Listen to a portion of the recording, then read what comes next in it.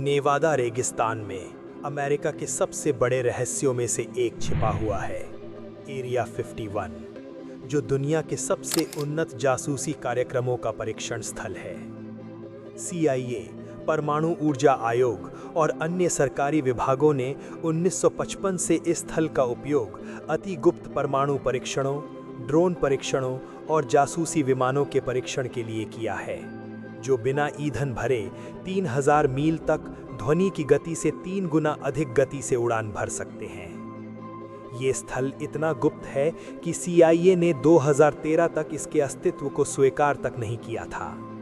Area 51 Las Vegas के उत्तर पश्चिम में स्थित है और 3,68,000 एकड़ के विशाल सैन्य परिसर का हिस्सा है, जिसमें परमाणु हथियारों के परीक्षण के लिए स्थापित नेवादा परीक्षण स्थल और उड़ान परीक्षण और लक्ष्य अभ्यास के लिए नेवादा परीक्षण और प्रशिक्षण रेंज शामिल हैं।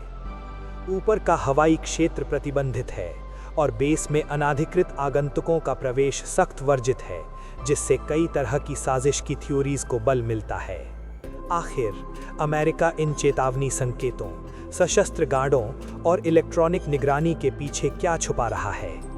शायद एलियंस, अंतरिक्ष यान या इस बात का सबूत कि हम ब्रह्मांड में अकेले नहीं हैं। 1955 में CIA को अपने U-2 जासूसी विमानों के प्रोटोटाइप के परीक्षण के लिए एक अड्डे की आवश्यकता थी।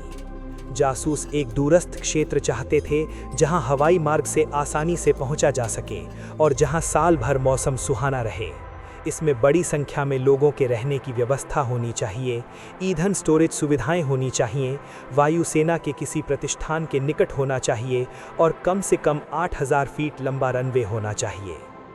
दक्षिणी नेवादा इन सभी आवश्यकताओं को पूरा करता था। ये अड्डा एरिया 51 के नाम से जाना गया, जो परमाणु ऊर्जा आयोग के पुराने नक्शों पर इसका पदनाम था। CIA ने शुरुआत में अपने एकल सीटर U-2 जासूसी विमानों का परीक्षण किया, जो 70,000 फीट की ऊंचाई पर उड़ सकता था, इलेक्ट्रॉनिक उत्सर्जन की निगरानी कर सकता था और सोवियत संघ, चीन और अन्य शीत युद्ध देशों के इलाकों की तस्वीरें ले सकता था। 1960 तक U-2 गुप्त रूप से खुफिया जानकारी जुटाने का एक स्रोत बना रहा, जब पायलट फ्रांसिस गैरी पावर्स को सोवियत संघ के ऊपर मार गिराया गया।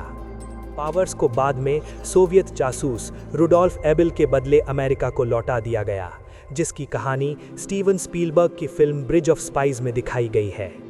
हालांकि कभी अति गुप्त रहा ये विमान उपयोग में बना रहा। क्यूबा मिसाइल क्राइसिस के दौरान U-2 से ली गई तस्वीरों ने क्यूबा में सोवियत परमाणु सशस्त्र मिसाइलों की उपस्थिति की पुष्टि की और तब से इस जेट का उपयोग युद्ध क्षेत्र की टोगो और निगरानी के लिए किया जाता रहा है। 2023 की शुरुआत में जब एक चीनी जासूसी गुब्बारा कनाडा और अमेरिकी हवाई क्षेत्र में घुस गया था, तब भी इसका अच्छा उपयोग हुआ था। U-2 बेड़े को सेवा मुक्त करने की कोई योजना नहीं है। वास्तव में लॉकहीड मार्टिन के अनुसार वायुसेना ने 2020 में इन जेटों का परीक्षण किया और इन्हें उच्च शक्ति वाले कैमरों से सुसज्जित किया, जो स्थिर या गतिशील लक्ष्यों की अधिक सटीक लंबी दूरी की ट्रैकिंग प्रदान करते हैं। एरिया 51 का उपयोग U-2 के उत्तराधिकारी A-12 ऑक्सकार्ट के परीक्षण के लिए भी किया गया है, जो शीत युद्ध के दौरान सोवियत संघ की हवाई सुरक्षा से बचने के लिए डिज़ाइन किया गया एक उच्च ऊंचाई वाला मैक 3.0 टोही विमान था। इस अड्डे पर कम से कम 6 अमेरिकी जासूसी विमान विकसित किए गए हैं, जिनमें अफगानिस्तान और इराक में इस्तेमाल किए गए F-117 night hawk stealth jet fighter भी शामिल हैं। हैव डोनट नामक प्रोजेक्ट के तहत अमेरिकी वायुसेना ने एक सोवियत MiG-21 लड़ाकू विमान तब प्राप्त किया जब एक इराकी पायलट इजराइल भाग गया। एरिया 51 के कर्मचारियों ने मैक 2 जेट की रिवर्स इंजीनियरिंग करके ये देखने की कोशिश की कि अमेरिकी लड़ाकू विमानों की तुलना में इसका प्रदर्शन कैसा है।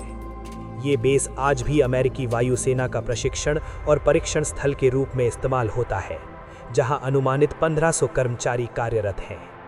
कहा जाता है कि ये कर्मचारी रोजाना लास वेगस से एक गुप्त एयरलाइन से काम पर आते जाते हैं। 2020 में एरिया 51 के ऊपर से उड़ान भरने वाले सेस्ना 150 के निजी पायलट गैब्रियल ज़ीफमैन द्वारा ली गई तस्वीरों में एक विशाल हैंगर का निर्माण होता दिख रहा है, जो उस हैंगर के बगल में बनाया जा रहा है, जिसके बारे में माना जाता है कि इसमें पहले F-117 नाइट हॉक रखे जाते थे। टाइलर रोगोवे ने अनुमान लगाया कि हैंगर का आकार ये संकेत देता है कि अमेरिकी सेना मानव रहित लड़ाकू विमानों के एक बेड़े के लिए जगह बना रही है। परमाणु हथियार और घातक रहस्य। मैनहट्टन प्रोजेक्ट द्वितीय विश्व युद्ध के दौरान परमाणु बम बनाने की एक अत्यंत गुप्त शोध परियोजना थी। 1951 में 1 किलोटन के बम शॉट एबल के विस्फोट के साथ परमाणु परीक्षण की आधिकारिक शुरुआत हुई। 1992 तक अमेरिकी सरकार ने 1000 से ज्यादा परमाणु परीक्षण कर लिए थे। ऑपरेशन प्लम बॉब 30 परमाणु परीक्षणों की एक श्रृंखला थी। स्मोकी परीक्षण के दौरान 3000 सैन्य कर्मियों को उच्च स्तर के रेडिएशन से गुजरना पड़ा।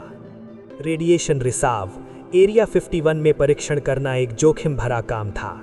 एक घटना के दौरान रेडियोधर्मी मलबे का 148 पाउंड का एक टुकड़ा गिरा, जिसे 6 सप्ताह के लिए मनुष्यों के लिए प्रतिबंधित घोषित कर दिया गया। अब हम जानते हैं एरिया 51 के यूएफओ कनेक्शन। 1947 में रॉसवेल, न्यू मैक्सिको में हुई दुर्घटना ने इस मिशन को और हवा दी। गवाह सामने आए और उन्होंने एलियन देखे जाने की बात बताई। कुछ लोगों ने अपहरण किए जाने का दावा किया, जबकि अन्य ने मंगल ग्रहवासियों द्वारा किए गए ऑपरेशन के बारे में बताया। एरिया 51 के एलियन कनेक्शन खुफिया एजेंसियों के लिए उपयोगी साबित हुए हैं। रेडियोधर्मी विकिरण और हथियार परीक्षण की खबरों से ध्यान हटाने का एक हानिरहित तरीका। 2019 में जब 20 लाख लोगों ने फेसबुक पर एरिया 51 पर धावा बोलने की घोषणा की, तो सेना ने स्पष्ट कर दिया कि घुसपैठ की अनुमति नहीं है। एरिया 51 अमेरिकी वायुसेना का एक खुला प्रशिक्षण क्षेत्र है और हम किसी को भी उस क्षेत्र में आने की कोशिश करने से मना करते हैं। अमेरिकी वायुसेना हमेशा अमेरिका और उसकी संपत्तियों की रक्षा के लिए तैयार है। लेकिन लोगों के मन में आज भी एक सवाल जरूर है कि जब एरिया 51 को अमेरिकी वायुसेना का प्रशिक्षण केंद्र है, तो इतनी सुरक्षा क्यों? क्यों अंदर की कोई तस्वीर बाहर नहीं आती? क्यों इस जगह को सैटेलाइट से छुपा कर रखा जाता है? क्यों दुनिया में कहीं भी नहीं और इसी जगह पर एलियंस को रखे जाने की बातें होती हैं? आखिरकार है क्या एरिया 51? अमेरिकी वायुसेना का प्रशिक्षण केंद्र, बाहरी ग्रहों से जुड़ने की कोशिश, या फिर एलियंस से संपर्क करने का केंद्र? आज भी ये सवाल लोगों के मन में छाया हुआ है। क्या आज भी यहाँ पर एलियंस रखे हुए हैं? कमेंट जरूर बताएं।